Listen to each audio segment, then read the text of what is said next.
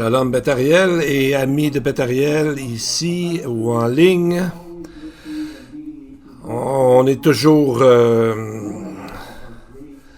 de pouvoir regarder dans la parole de Dieu pour découvrir encore plus cette magnifique grâce que nous avons d'avoir la parole.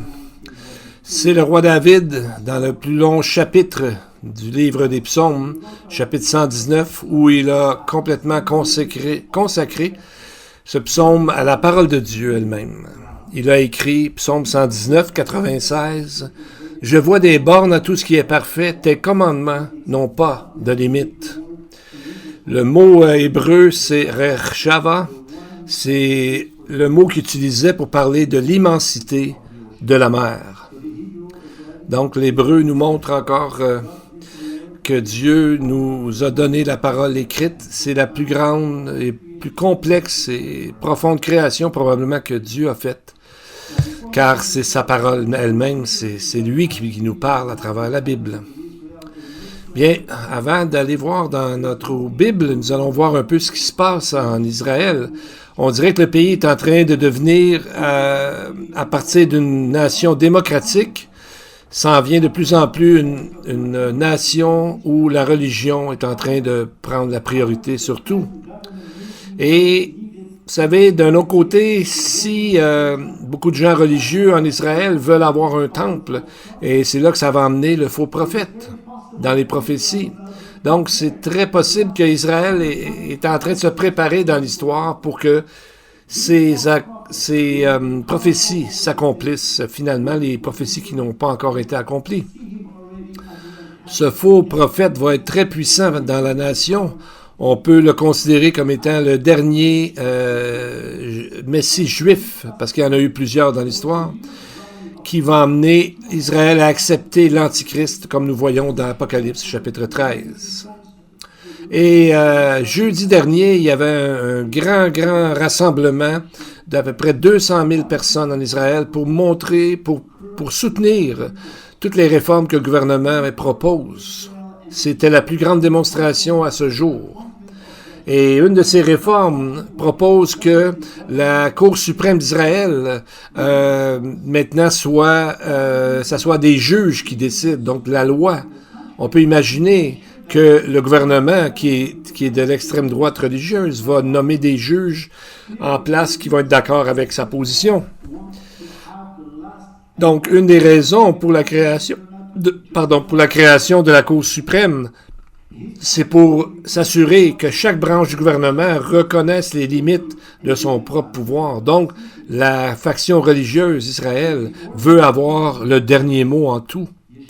Mais ça ressemble beaucoup à ce qui se passait au premier siècle.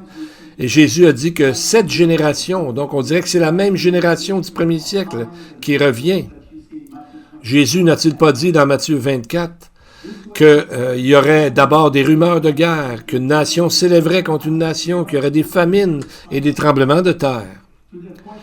Donc, quand les disciples ont demandé à Jésus « Quel sera le signe de ta venue? » Bien, il a dit d'abord que il y a des gens qui vont venir et vont dire « Je suis le Messie ». Exactement comme dans Apocalypse 13, qui nous montre le dernier faux prophète. Et Jean le décrit comme ayant 2 cornes, comme un agneau. Comme un agneau, ce n'est pas un agneau. Et une fois qu'il va s'élever, il va amener les gens vers l'Antichrist et la période des derniers 7 ans de la tribulation que Daniel a prédit, a prophétisé, va commencer à ce moment-là. Et si ce mouvement vers une réforme judiciaire en Israël ne s'en va pas, eh bien, ça peut nous rapprocher beaucoup des développements en Israël qui vont amener les prophéties de la fin des temps de s'accomplir. Alors, il faut vraiment regarder la nation d'Israël et ce qui se passe alentour, parce que c'est vraiment au centre même des prophéties. Monsieur Antonio Guterres, qui est à la tête de l'Organisation des Nations Unies, a dit « La fenêtre d'opportunité permettant d'assurer à tous un futur viable et supportable se rétrécit de plus en plus. » Il a dit exactement aussi une autre chose. Il a dit ceci par rapport à toutes les choses qui arrivent dans la température, plusieurs endroits, des famines, il manque d'eau, ou encore c'est des inondations, ou encore les conflits grandissent un peu partout sur la planète. Donc, on voit que c'est vraiment fort. C'est un avertissement, c'est comme de proportion biblique presque, la manière qu'il a parlé. Un autre rapport nous dit que la mortalité humaine, que ce soit à travers les inondations, sécheresses et les tornades et toutes sortes de tempêtes, entre 2010 et 2020, a grimpé de 15 fois plus. Et ça continue. On ne semble pas voir que ça va se calmer. Donc, quand on regarde tout ça, ils disent aussi que l'Antarctique fond à une vitesse grand V et que d'ici 2050, 40% de tout ça va vraiment fondre et ça va tout changer sur la planète, la façon que ça fonctionne maintenant avec toutes sortes de problèmes. Et qu'est-ce qu'ils font les chefs d'État pendant ce moment-ci? Ils se préparent pour la guerre. Juste pour vous donner un exemple, il y a quelques semaines, la Corée du Nord a montré la plus grande démonstration de missiles balistiques qui, en théorie, pourraient aller aussi loin que les États-Unis et pourraient même être plus fortes que les défenses nucléaires américaines. C'est très impressionnant. Mais ça coûte à peu près 100 millions chacun. Mais en Corée du Nord, il y a des gens qui crèvent de faim. 41% de la population souffre de malnutrition depuis 2019. Est-ce que ça a du bon sens? Avez-vous entendu du dernier conflit au Soudan? 2 généraux qui avant étaient amis sont en train de se battre pour avoir le pouvoir. Et pendant ce temps-là, ils détruisent leur pays. C'est vraiment une bataille entre l'orgueil et contre l'arrogance. Ces deux, ils s'en foutent des civils, leurs enfants et leur pays, dans le fond. Tout ce qu'ils veulent, c'est le pouvoir. Donc, seulement Dieu pourra changer ces choses-là. L'homme est pécheur. Le cœur de l'homme est tortueux par-dessus tout.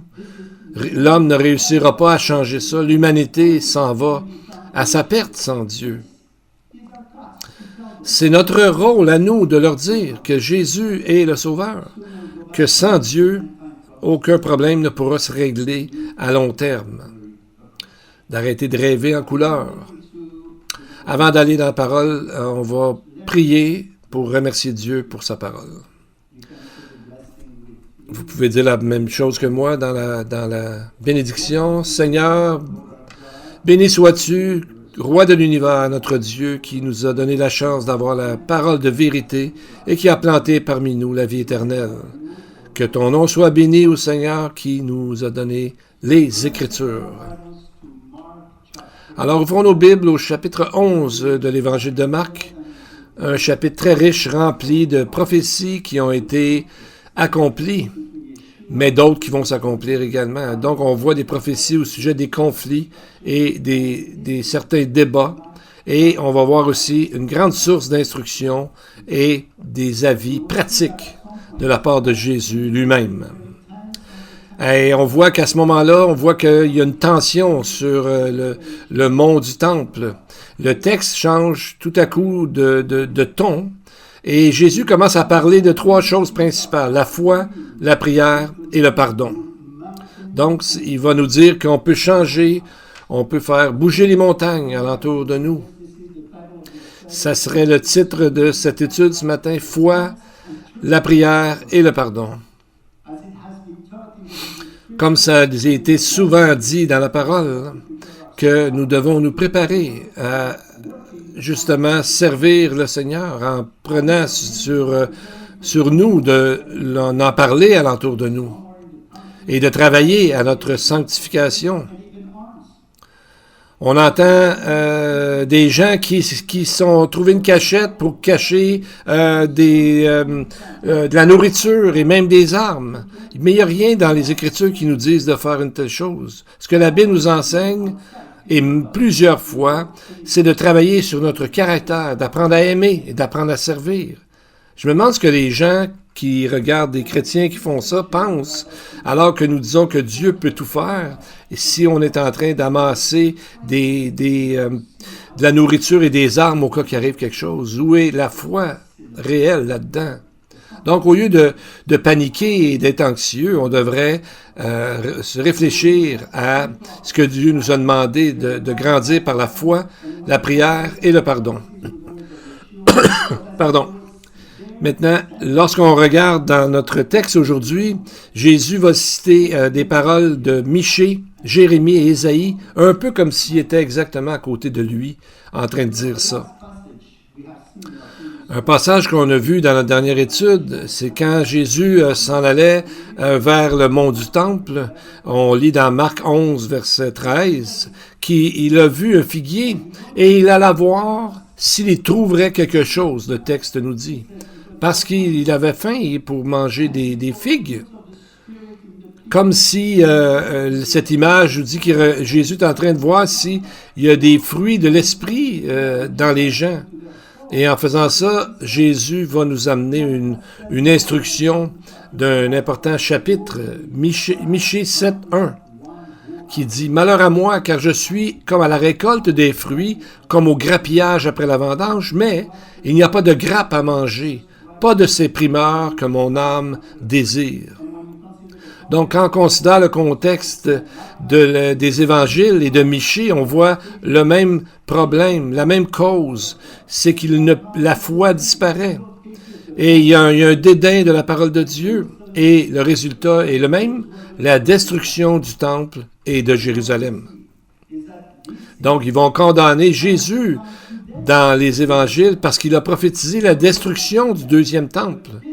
Mais ils ont oublié de voir que les prophètes, avant Jésus, avaient déjà dit la même chose. Donc, Jésus ne faisait qu'affirmer la même chose qu'eux. Et ce que nous voyons, que les mêmes symptômes se trouvent aujourd'hui en Israël. Il n'y a pas encore le troisième temple, mais on voit que, malheureusement, Israël va passer à travers le même problème en délaissant Dieu et même en créant un troisième temple. Le problème, si on laisse Dieu de côté, ça ne va pas bien aller. La nourriture de ton Dieu. L'Hébreu dit « Lechem et Elohechem ». 21.6, 8, 17, 21, 22 et chapitre 22, 25. Le mot en hébreu pour nourriture, c'est « Lechem » dans Lévitique. Même mot que pour le pain. Si notre pain à nous, c'est la manne qui vient du ciel, et Jésus est la manne qui vient du ciel, quel est le pain, quelle est la nourriture que Dieu aime? Dieu dit, est-ce que je mange la chair des taureaux? Est-ce que je bois le sang des boucs? Chapitre 50 des Psaumes, verset 13. La nourriture de Dieu que Dieu aime, c'est notre fruit que l'Esprit fait en nous. C'est ce que Dieu désire, c'est ce qu'il aime. Des fruits de repentance, des fruits de bonté, chesed en hébreu. C'est ça que Dieu cherche dans ses enfants. Osée 6, chapitre 6, dit ceci, de la part de Dieu. Dieu dit, « Car j'aime la piété et non les sacrifices, la connaissance de Dieu plus que les holocaustes. » Le mot en hébreu « chesed », c'est un mot très, très significatif. Il vient du mot « chassid » qui veut dire quelqu'un qui est saint, S-A-I-N-T, quelqu'un qui aime Dieu. Ce genre de bonté vient de Dieu et sanctifie la personne et les gens autour de cette personne. Et c'est pour là que Jésus, lorsqu'il est arrivé, puis il a vu qu'il n'y avait pas de fruits dans cet arbre. Alors, on voit que quand il s'en allait vers le mont du Temple, il a vu, comme on voit ici sur l'image, les colonnades de Salomon, dans la cour des gentils, et à gauche, on voit sur notre image le dôme du rocher et la mosquée Al-Aqsa qui sont là présentement. Puis Jésus a dit les mêmes mots qu'un prophète a dit avant. Marc 11, 17, Jésus cite, il dit, « N'est-il pas écrit, ma maison sera appelée une maison de prière pour toutes les nations? Mais vous en avez fait une caverne de voleurs. » En prononçant ces mots, Jésus est en train de citer Jérémie et Ésaïe en disant « une caverne de voleurs ». Donc, c'est une citation qui vient de Jérémie. Cette phrase vient justement de leurs écrits. Et la même situation est arrivée lors de la destruction du premier temple et Jérusalem. Et quelque chose que lorsque Jésus a dit ça, bien, nous savons que pas longtemps après, dans l'an 70 de notre ère, ça a été la destruction du deuxième temple. Les mots de Jérémie que Jésus cite sont ici. Jérémie 7, verset 11. « Est-elle à vos yeux une caverne de voleurs, cette maison sur laquelle mon nom est invoqué? Je le vois, moi-même, dit l'Éternel. » Donc, le Seigneur a vu deux fois, à ce moment-là, et maintenant dans le texte de Marc, le même problème. Parce que Jérémie, la tradition nous dit que Jérémie était considéré comme le souverain sacrificateur à ce moment-là. Il était le fils d'un souverain sacrificateur. C'est ce que le Targum sur les Lamentations l'appelle de cette façon. Donc, on voit que le souverain sacrificateur ne pouvait pas faire son travail parce qu'il y avait tellement de corruption. Ici, dans l'évangile de Marc, on voit que le Messie, bientôt, va donner sa vie pour devenir notre souverain sacrificateur, comme il est aujourd'hui, notre médiateur. Qu'est-ce qu'il a fait avec ces gens de commerce, ces marchands? Il renversa les tables des changeurs et les sièges des vendeurs de pigeons. Le texte dit même qu'il laissait personne transporter un objet dans le temple. Et voyez-vous, il vendait des pigeons. Pourquoi des pigeons dans ces animaux-là? Bien, les pigeons, c'était des animaux que les pauvres donnaient parce qu'ils pouvaient pas se payer autre chose. C'était des sacrifices pour que les pauvres puissent, eux aussi, donner une offrande à Dieu. Rappelez-vous, quand les parents de Jésus sont allés offrir au temple, c'est ce qu'ils ont offert parce qu'ils étaient très pauvres. Donc, Jésus lui-même venait d'une famille très pauvre. Et la pauvreté, à cause souvent des autres ou des gouvernements, ça touche le cœur de Dieu. Et comme Michée et Jérémie ont dit ces mots, les événements étaient très similaires à juste avant que la destruction du temple arrive. Et de la même façon, aujourd'hui, on croit que le troisième temple sera, oui, bien sûr, érigé, mais la génération s'éloigne de plus en plus de Dieu. Citons au sujet de la maison de prière, Ésaïe 56, 7. Dieu dit, « Je les amènerai sur ma montagne sainte, et je les réjouirai dans ma maison de prière. Leurs holocaustes et leurs sacrifices seront agréés sur mon autel, car ma maison sera appelée une maison de prière pour tous les peuples. » C'est une prophétie qui n'est pas encore totalement accomplie. Il va venir un jour où tout le monde, toutes les nations, tous les peuples vont adorer un seul Dieu, le Dieu de la Bible. Et exactement à Jérusalem, et où est-ce que Jérusalem est et le temple également est aujourd'hui. Et ce qui est arrivé, c'est que Michée et Ésaïe, lorsqu'ils ont dit cette prophétie, les gens n'ont pas aimé ça du tout. C'est Michée. Et Michée 4.2 et Ésaïe 2.3 disent la même chose. Presque mot pour mot. Des peuples s'y rendront en foule, justement, et diront, « Venez et montons à la montagne de l'Éternel, à la maison du Dieu de Jacob, afin qu'il nous enseigne ses voies, et que nous marchions dans ses sentiers. Car de Sion sortira la loi, et de Jérusalem la parole de l'Éternel. » Donc, c'est à veille d'arriver. C'est ce que nous voyons. C'est un temps béni qui arrivera sur terre après toutes ces guerres. C'est à ce moment-là que Jésus va revenir et établir son royaume sur terre. Et dans la prophétie qui parle, le texte dit la montagne de l'Éternel, qui est Jérusalem. Donc, c'est ce qui va arriver. au moment où nos épées seront transformées en façon pour défricher la terre, et les armes deviendront seront détruits pour que justement la sainteté puisse régner en Israël, à Jérusalem, lorsque Dieu sera là, quand Jésus sera exactement présent. Au verset 20, le figuier séché jusqu'aux racines, et c'est là que Pierre a dit, au verset 21 de notre texte, « Rabbi, regarde, le figuier que tu as maudit a séché. » Le figuier a séché à partir de la racine. Ça nous fait penser à la parabole justement de la semence, où est-ce qu'il y a une terre qu'il n'y a pas de racine en elle. Il n'y a pas d'esprit. Donc, cette terre-là est loin de la parole de Dieu. Il n'y a rien qui se passe. Qu'est-ce que Jésus répond? Verset 22, il dit, « Ayez foi en Dieu. » C'est ça la réponse. Pourquoi parler de foi à ce moment-ci exactement?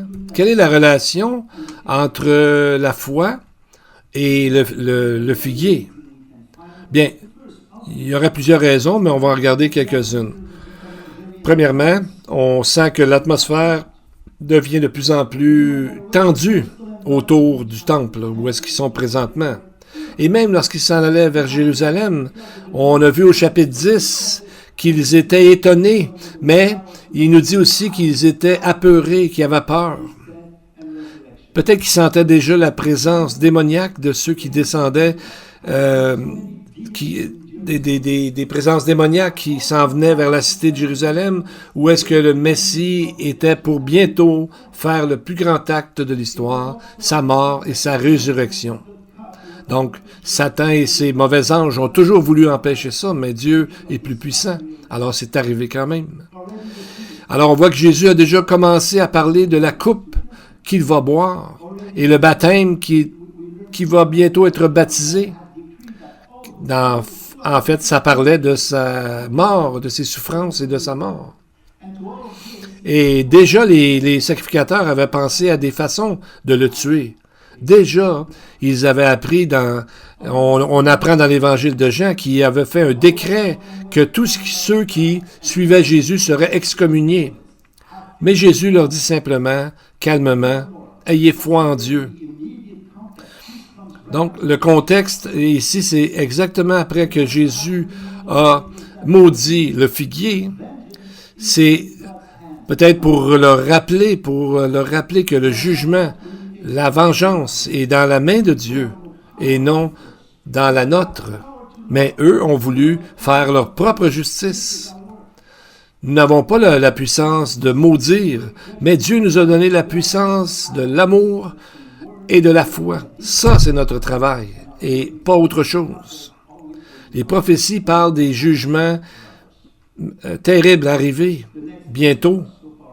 Mais ce n'est pas ça pour nous le plus important. Nous devons montrer d'abord et avant tout l'amour, la compassion aux autres par la foi. Lisons le verset 23 du chapitre 11 où nous sommes présentement. Jésus dit, « Je vous le dis en vérité, si quelqu'un dit à cette montagne, « ôte-toi de là et jette-toi dans la mer », et s'il ne doute pas en son cœur, mais quoi que cela dit, arrive, il le verra s'accomplir. Verset 24, « C'est pourquoi je vous dis, tout ce que vous demanderez en priant, croyez que vous l'avez reçu, et vous le verrez s'accomplir. » Ça, c'est la puissance de la prière que Dieu nous a donnée. Quoi que nous demandions en son nom, nous l'aurons. C'est ses mots, à lui.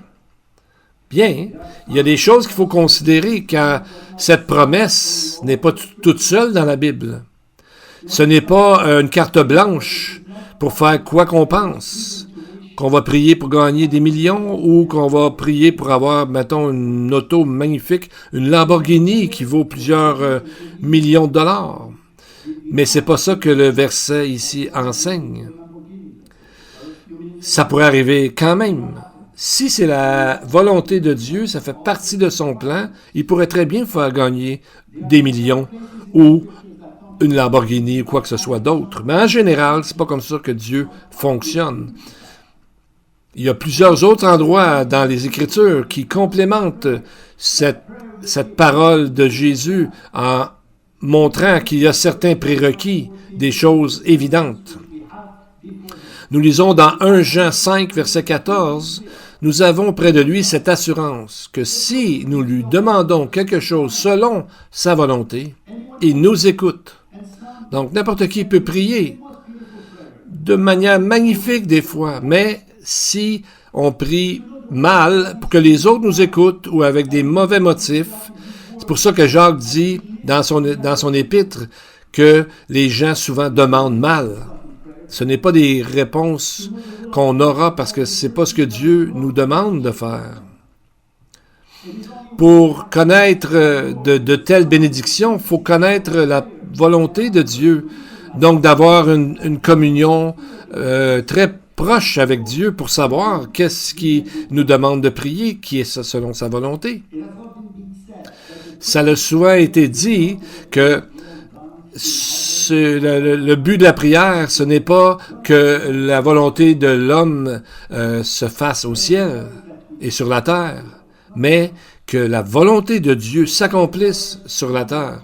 Donc, il faut cultiver en nous la crainte de l'Éternel, un grand respect pour l'Éternel. De plus, la Bible dit que notre demande nous sera donnée si nous ne vivons pas dans le péché. Nous trouvons ça dans plein d'autres textes. C'est tellement évident qu'il y a 3000 ans, le psaume 66 a été écrit et au verset 18, David dit « Si j'avais conçu l'iniquité dans mon cœur, le Seigneur ne m'aurait pas exaucé. » Très simple et très logique, très facile à comprendre. S'il y a du péché dans notre vie, bien il y en a toujours. Nous sommes pécheurs jusqu'à temps que nous soyons dans la présence de Dieu pour les croyants. Mais en autant que nous confessons nos péchés et nous ne les gardons pas, et nous travaillons fort pour ne pas rester là-dedans, bien, Dieu va répondre à nos prières. Il voit notre cœur qui veut quitter cette condition. Jean 15, 7, Jésus dit, « Si vous demeurez en moi, et que mes paroles demeurent en vous, quoi que vous demandiez, vous le verrez s'accomplir pour vous. » Ça aussi, c'est très évident et très logique. Mais qu'est-ce que ça veut dire demeurer? Ça veut dire de rester, de continuer. De rester, de continuer dans la vie spirituelle avec Jésus. Pas une journée par semaine ou quelques heures par jour, mais toujours. En grec, ce mot-là servait à dire de demeurer debout dans une bataille lorsqu'il y avait une guerre ou lorsqu'il y avait des conflits armés. Paul dit dans 1 Thessaloniciens 5,17 de prier sans cesse. Prier sans cesse, ça veut dire d'être toujours en train de vivre ce que Dieu nous demande de vivre. Donc, ce n'est pas non plus de dire n'importe quoi ou de répéter des vaines paroles en pensant que Dieu, à force de dire des choses, il va finir par nous écouter. Matthieu 6,7 dit en priant, ne multipliez pas de vaines paroles comme les païens qui s'imaginent qu'à force de paroles, ils seront exaucés. Donc, c'est de prier intelligemment parce que tous nos mots sont entendus dans le temple de Dieu. Dieu entend tous nos mots. Prier sans cesse, ça veut dire d'être en communion constante avec Dieu. Si on a la prière qu'il faut que Dieu nous donne, bien à ce moment-là, il y aura beaucoup de bénédictions qui en découleront. Ça paraît quand quelqu'un a une vie de prière. Ça paraît aussi quand un croyant, une croyante n'a pas vraiment une vie de prière. Ça paraît dans les réactions, dans ce qui se passe dans sa vie. Peut-être qu'on a de la misère des fois à associer certaines choses avec la prière, comme le pardon. Bien, si on regarde dans le texte de Marc 11, verset 25, Jésus dit, « Et lorsque vous êtes debout faisant votre prière, s'il y a quelque chose qui ne marche pas avec vous et un autre, il dit, pardonnez. » Qu'est-ce que le pardon a à faire avec la prière? Avez-vous déjà pensé à ça? Tout le concept de la prière vers Dieu est basé sur le fait qu'il pardonne nos péchés. Son pardon nous permet aussi d'aller au trône de la grâce avec nos prières. Mais si on prie, puis dans notre cœur, on n'a pas pardonné quelqu'un, bien, ça défait tout le but de la prière.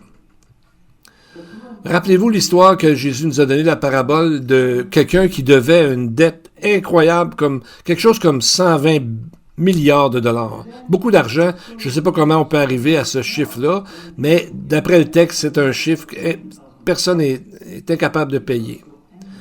Et là, il réussit à... Il est pardonné. Mais là, il rencontre quelqu'un qui lui doit seulement 20 000 dollars.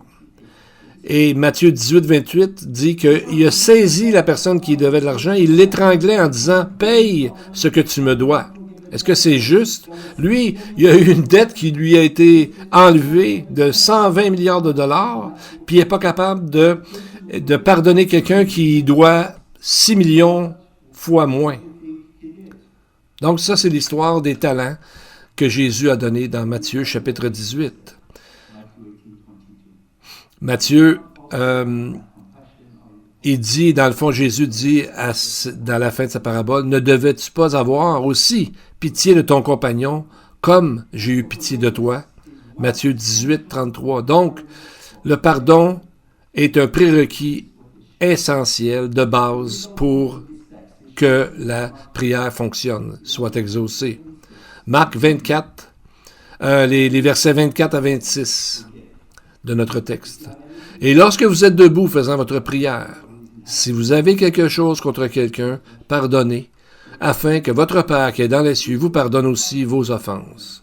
Mais si vous ne pardonnez pas, votre Père qui est dans les cieux ne vous pardonnera pas non plus vos offenses. » On ne parle pas ici de perte de salut, on parle que si dans ma vie personnelle, ma sanctification, je garde de l'amertume, je ne pardonne pas, Dieu va rester là. Il y a beaucoup de bénédictions qui pourraient m'arriver, qui ne m'arriveront pas parce que j'ai gardé un empêchement en moi. C'est ce que le texte dit, que le Père dans les cieux, lui non plus, ne nous pardonnera pas, ne donnera pas toutes les bénédictions qu'on devrait avoir. Donc, c'est vraiment de la façon que nous pardonnons que Dieu nous traite et aussi répond à nos paroles. Avez-vous déjà pensé à ça, que notre bonheur réel dépend de la façon dont nous pardonnons? Et on est appelé aussi à se pardonner nous-mêmes. Beaucoup vivent dans un état de se condamner toujours soi-même. Mais pourquoi? Est-ce que l'œuvre de Jésus sur la croix n'est pas suffisante? Donc, il faut apprendre aussi à se pardonner. Je vais vous lire une histoire que j'ai lue il n'y a pas longtemps. C'est une histoire de, justement, Napoléon dans sa victoire, dans une de ses victoires. Et Napoléon marchait et il a vu quelqu'un qui pensait que tous les gens pensaient qu'il était mort. Il a entendu un cri d'un soldat qui était tombé au combat, un ennemi, et il a demandé une civière. Et un de ses aides à Napoléon, il a dit « Oui, mais cet homme-là, c'est un ennemi, c'est un Russe. » Et Napoléon a répondu « Après une victoire, il ne reste plus d'ennemis, mais que des gens. » Combien plus nous devrions penser la même chose après que Jésus ait tout payé sur la croix, et nous devrions pardonner parce que nous avons été pardonnés de quelque chose d'immense. Donc nous devrions pardonner aux autres autour de nous. Alors que les choses commencent à chauffer en Israël, pas longtemps après ce texte que nous lisons, qui va amener l'arrestation, et la mort, et bien sûr la résurrection du Messie, Jésus a parlé de 3 choses importantes, la foi, la prière et le pardon. Bien, la foi vient de Dieu, on peut la demander. On peut demander à Dieu de grandir notre foi et d'avoir aussi foi dans la conviction qu'il y a un monde meilleur qui vient. Et par la repentance envers Dieu pour nos péchés, c'est avec lui que nous allons passer l'éternité en lui demandant pardon. Si on regarde maintenant au sujet de ce que Jésus parlait par rapport au temple, c'est que ces gens-là, ils ont demandé d'où vient ton autorité?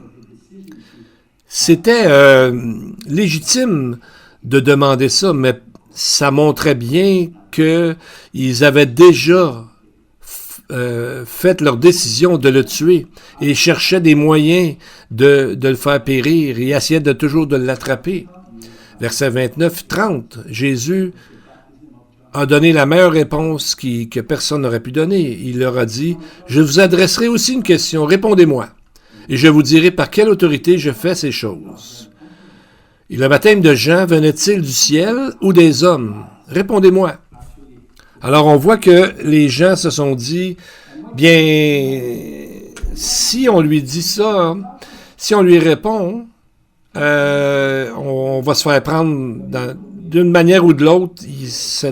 Cette phrase-là les condamnait. Et on voit que Jésus, c'était important. 2 fois, il a dit « Répondez-moi », comme si là, il était en train de leur dire, là, écoutez, vous me demandez des questions que vous savez, dans le fond, que dans votre cœur, vous voulez déjà me tuer. Donc, quoi qu'ils répondent, ils n'ont pas dit, pourquoi tu mentionnes Jean le baptiseur? Là, ils le connaissaient très bien. Jean le baptiseur était aussi un des leurs. Vous savez? Donc, ils n'ont pas voulu répondre à ça, cette magnifique question de Jésus, parce que Jean le Baptiste était un lévite. Son père, c'était un certain Zacharie. Et on voit qu'ils sont pris avec cette question de Jésus. Parce que Jésus est en train de leur dire, Jean le Baptiste, en mentionnant certaines choses, c'était par son autorité qu'il disait ces choses-là, par l'autorité de Dieu. Donc, la parole de Dieu et tous les paroles des prophètes parlent de ce que Jésus était pour faire, que le Messie était pour faire. C'est pour ça qu'il a parlé justement de Jean le baptiseur, parce qu'il était un des leurs. Ils sont sûrement se rappeler que de l'histoire de Zacharie, que sa mère ne pouvait pas avoir d'enfants, mais que Dieu a créé chez cette femme la possibilité d'avoir des enfants. Donc, il y avait quelque chose de miraculeux. Et qu'est-ce que Jean le baptiseur annonçait? Le baptême de repentance. Les premiers mots de Jésus sont la même chose aussi. Il dit « Repentez-vous ». Tous les prophètes de l'Ancien Testament avaient cette même approche envers le peuple. Il faut se repentir. Donc, même les pharisiens et les sadducéens, il y en a qui sont allés se faire baptiser, comme nous dit Matthieu 3, chapitre 7. Il y en a qui y avaient compris, mais la plupart, non. Donc, à travers les événements, Jésus prend toujours, souvent, en tout cas, peut-être pas toujours, mais souvent, les paroles des prophètes à ce sujet-là, à travers toutes les épreuves, et quoi qu'il arrive, il y a toujours moyen d'être joyeux et heureux quand nous sommes dans le Seigneur. Je vais terminer par un poème au sujet de la prière. Ça s'appelle « Et Dieu a dit non ». J'ai demandé à Dieu de m'enlever mon orgueil, et Dieu a dit non. Il m'a dit que c'était pas à lui de me l'enlever, mais à moi d'y renoncer. J'ai demandé à Dieu de me donner la patience, et Dieu a dit non. Il m'a dit que la patience est un sous-produit des épreuves. Ce n'est pas donné, mais une chose à rechercher, à gagner. J'ai demandé à Dieu de me donner de la joie, et Dieu a dit non. Je te donne des bénédictions, c'est à toi d'en être joyeux. J'ai demandé à Dieu de m'épargner des souffrances, et Dieu a dit non. Les souffrances m'éloignent des besoins mondains et me rapprochent de lui. J'ai demandé à Dieu de me faire grandir spirituellement, et Dieu a dit non. Il a répondu que je dois grandir par moi-même, par ma sanctification, mais qu'il m'ébondera pour que je porte davantage de fruits. J'ai demandé à Dieu s'il m'aimait, et Dieu a dit oui. Je t'ai donné mon Fils unique, qui est mort pour toi, et un jour je serai avec lui dans le ciel, parce que j'ai cru en la foi, par la foi en lui. J'ai demandé à Dieu de m'aider à aimer les autres comme lui m'aime. Et Dieu a dit, enfin tu as compris. Courbons nos têtes et prions. Abba, Father, you are the Alpha and the Omega, the beginning and the end. You are our creator and our counselor, guiding us daily to make wise decisions. You are our comforter in sorrows, in pain, in distress, and we praise you for drawing near to us when we draw near to you. We praise you for being our helper and for your Ruach HaKodesh, your Holy Spirit's conviction, correction, and protection in our lives. Father, we thank you so much for your mercy and kindness toward us. We thank you for the way in which you've always demonstrated your goodness and your great love. And Lord, I pray that you will touch each and everyone today who's present, who is listening. Perhaps some of us have a heavy heart. Perhaps some of us are suffering. And Lord, we came here to be healed through your Holy Spirit. Let him come upon us and let him increase our hope, our assurance, so that we can be the salt of this earth, the light into this darkness. B'Shem Yeshua Mashiach. And the Lord bless you and keep you. The Lord make his face shine upon you and be gracious to you. The Lord lift up his countenance upon you and give you peace. May the Lord bless you all.